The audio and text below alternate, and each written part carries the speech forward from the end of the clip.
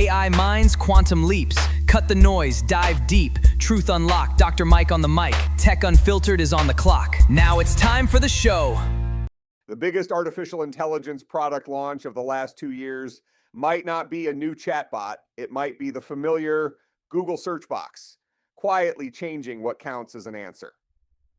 Welcome back to Tech Unfiltered with Dr. Mike. For about 25 years, the basic deal with Google was simple. You typed a question, Google showed you a list of links, and you visited somebody else's website. Publishers let Google index their work, and Google sent them readers. Those visits supported advertising, subscriptions, donations, and much of the information we use every day. That bargain is changing. On July 27th, 2026, TechCrunch reported new data from the measurement company Similarweb. Google's generated summaries, called AI overviews, appeared in 43% of the searches in the measured data. 1 year earlier, the figure was 15%. That needs a qualification. 43% is TechCrunch's account of Similarweb's analysis. Similarweb's public report page says more than 40% of United States searches. This is not every search in every country or on every device. Even with that caution, the direction is clear. The generated answer is moving from an occasional feature to a normal part of search.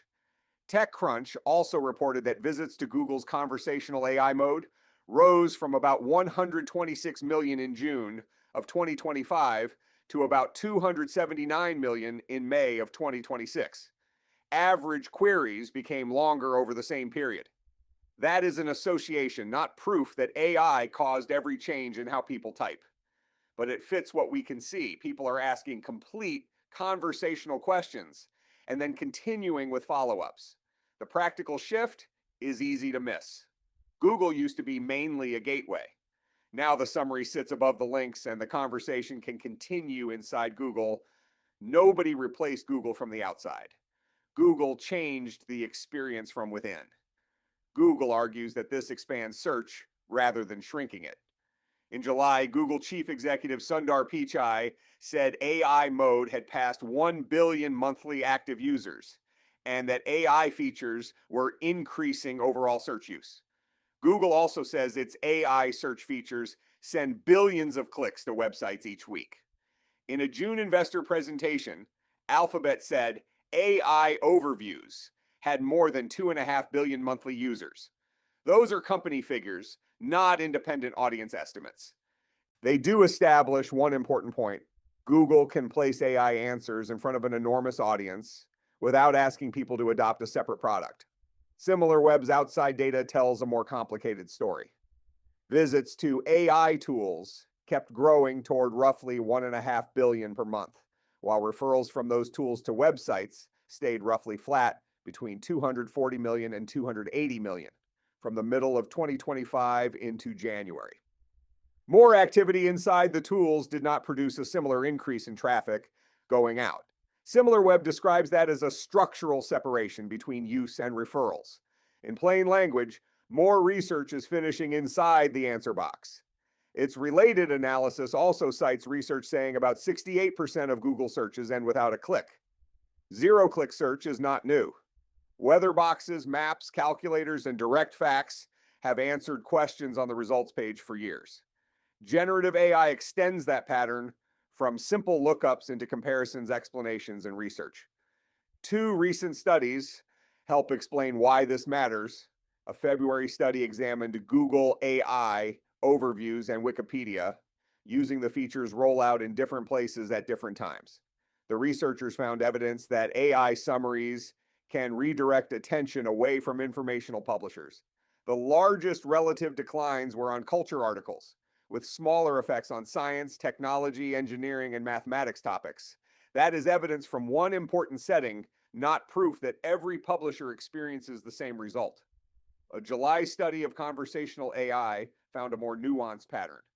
Many short interactions ended inside the assistant, but roughly 1/3 developed into longer multi-step information journeys. Search still appeared in about 3/4 of the transitions within those journeys. The web is not disappearing. The concerning part was verification. Explicit checking behavior followed only around 1% of the observed episodes, and interfaces that emphasized citations did not measurably increase checking in that data. A citation on the screen is not the same as a person opening it. That brings us to the everyday risk. It is not only that an AI system can be wrong, a fluent, organized answer can feel complete before we ask where the underlying information came from, whether the evidence is current, or what context was left out. I think of that as premature closure. For a question about pasta shapes, the stakes are modest. For health, money, legal rights, education, safety, or breaking news, closing the investigation too early can be costly. Children are an especially important case.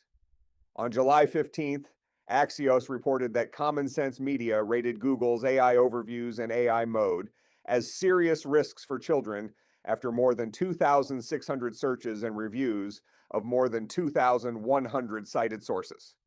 Google disputed the methodology, calling the queries narrow and unrepresentative. Both positions belong in the record. Whatever you think of that dispute, these answers appear inside a default product on family phones and school computers. They are not limited to an optional chatbot that a parent deliberately installed. Now, for my inference, clearly labeled. If answer engines depend on high-quality web pages while reducing the economic reward for producing those pages, they can weaken their own future source base. That is a feedback loop risk, not an inevitable outcome. Search companies can make links more prominent, license content, improve attribution, or share revenue. Publishers can adapt. We already have evidence that design matters. TechCrunch reported that after a May update made web links more prominent in ChatGPT search, the share of United States desktop visits that continued to web pages rose from about 25% in March to nearly 60% by the end of May. People will click when the links are visible and clearly useful. TechCrunch also reported that the number of AI responses containing citations increased more than fivefold over the past year. Even so, only 6.8% of United States desktop ChatGPT queries included citations as of May. That figure is specifically about ChatGPT desktop queries, not Google search. The details matter. So here is a practical three-step habit. First, use the AI answer for orientation. It can turn a vague question into a useful starting point, translate technical language, and compare options. Second, open at least one primary or authoritative source. Check the date, the expertise behind it, and whether the citation supports the exact claim. Third, when the stakes are medical, legal, financial, or safety-related, compare a second independent source, not a second summary. A second source. You can also choose Google's web filter or scroll to the traditional results when you want to start with the sources. The goal is not to reject assistance. It is to keep control over when convenience is enough and when evidence matters. The biggest AI change may be the old search box becoming the first draft of reality for billions of people. That creates a responsibility for Google to make sources, uncertainty, correction, and user controls unusually clear. It also gives us a responsibility to keep the habit of opening the evidence. AI search is useful, fast, and probably permanent. Use the summary, but keep the sources in the loop. Questions, comments, concerns, bribes. I'll see you in the next one.